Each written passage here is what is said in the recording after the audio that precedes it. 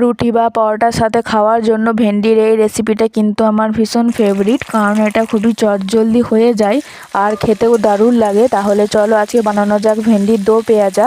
তার জন্য প্রথমে আমি ভেন্ডি ধুয়ে কেটে নিয়েছি, তারপর কড়াইতে সাদা তেল দিয়ে গরম করে তার মধ্যে ভেন্ডিগুলোকে ভেজে তুলে নিয়ে ওই তেলের মধ্যে দিয়ে দেব জিরে আর গোটা গরম মশলা ফোড়নের জন্য।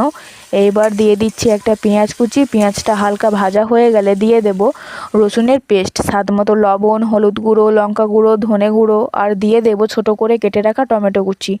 আদা বাটা দিয়ে ভালো করে কষিয়ে নেব। মশলা থেকে তেল ছেড়ে এলে দিয়ে দেব স্বাদ মতো চিনি, দিয়ে দেব ভেজে রাখা ভেন্ডিগুলোকে। এইবার 2 থেকে 3 মিনিটের জন্য একটু কুক করে নেব।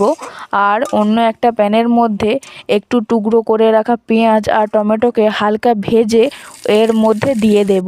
এতে টেস্টটা কিন্তু আরও বেশি বেড়ে যাবে। এইবার ওপর থেকে ধনেপাতা কুচি আর একটু গরম মশলা গুঁড়ো দিয়ে নামিয়ে নেব। ব্যাস তৈরি আমাদের ভীষণই টেস্টি ভেন্ডির দো পেঁয়াজা। তো কেমন লাগলো রেসিপিটা জানিও।